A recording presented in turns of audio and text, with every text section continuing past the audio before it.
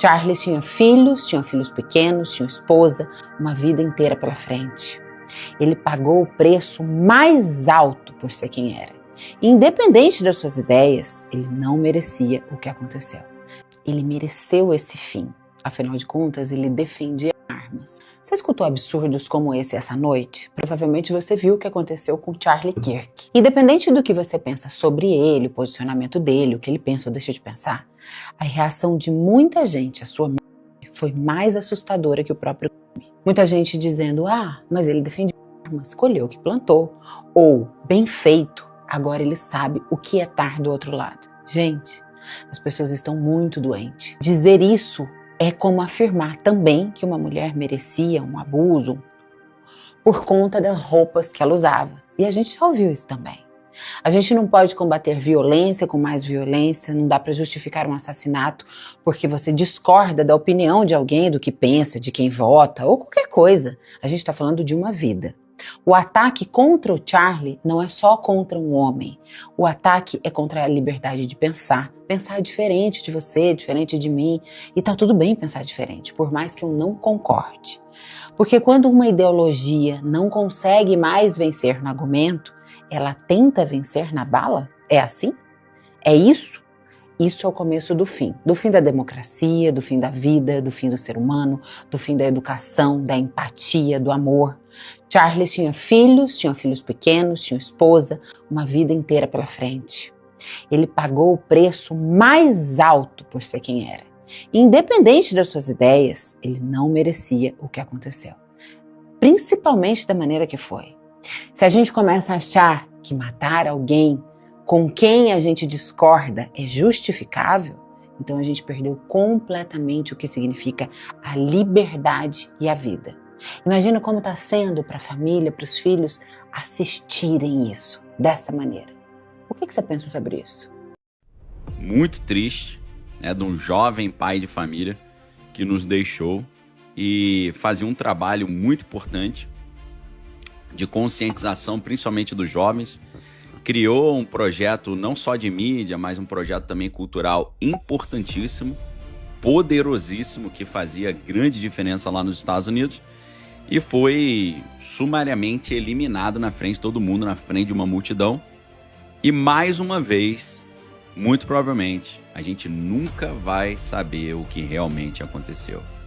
Você acha que foi por acaso o grupo que quis eliminar o norte-americano jovem fazer isso na véspera do dia 11 do mês 9?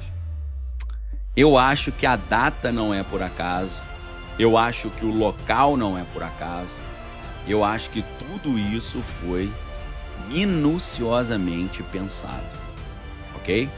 Fazer isso na frente de todo mundo.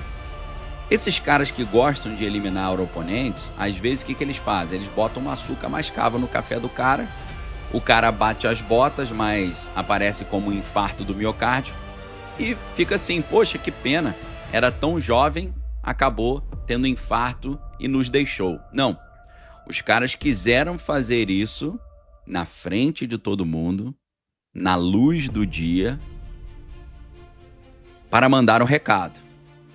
Então, a grande conclusão que nós chegamos aqui, fazendo uma análise cuidadosa, então, na minha opinião, e eu quero saber a opinião de vocês, a data não foi por acaso, o local não foi por acaso, a maneira como foi feita com todo mundo filmando também não foi por acaso, ok?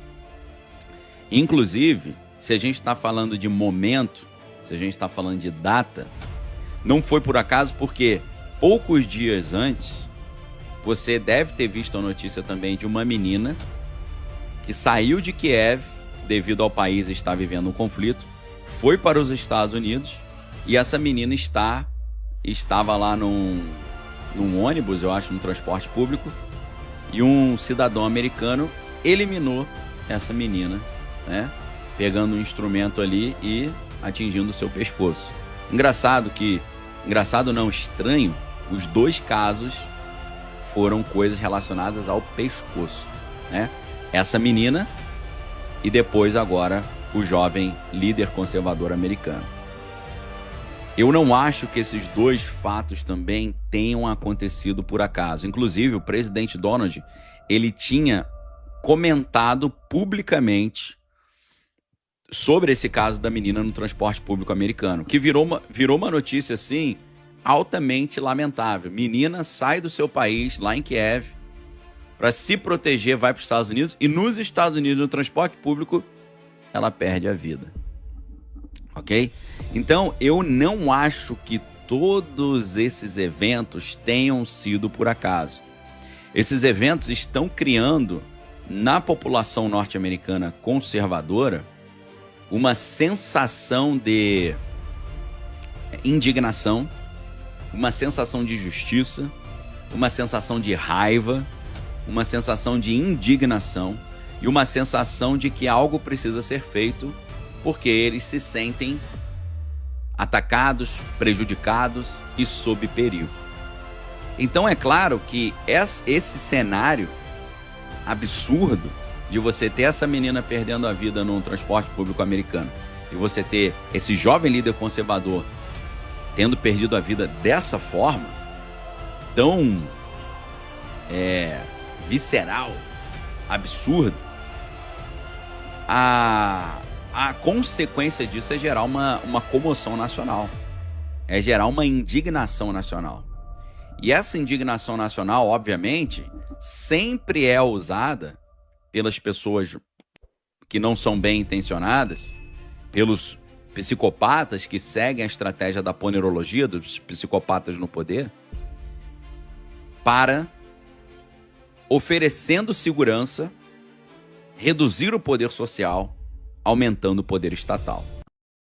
Você é cristão por acaso? Muito, muito mesmo. Tipo, por que exatamente? Bem, então você realmente acredita que a Bíblia é, de fato, né, um livro real e verdadeiro? Sim, eu acredito que a Bíblia é verdadeira e real. Por quê? Bem, eu poderia te dar uma resposta técnica. Nunca houve uma descoberta arqueológica que contradissesse a veracidade da Bíblia. E claro, a sabedoria. Não existe uma verdade da Bíblia que, se você aplicar à sua vida não melhore de forma dramática. E por fim, temos o relato mais preciso, transparente e historicamente robusto que se pode ter sobre a figura mais importante que já viveu na história do mundo, Jesus de Nazaré.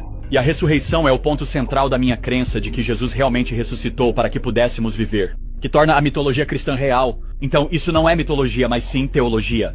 Se Gênesis 1:1 e a ressurreição são verdadeiros, qualquer coisa na Bíblia é possível. Você está diante do maior milagre. O maior milagre é a criação. E depois o fato de que Jesus ressuscitou dos mortos. E eu digo, como você sabe que Jesus ressuscitou dos mortos? Bem, me mostre outro relato histórico em que tantas pessoas morreram voluntariamente, de forma brutal, por uma mentira.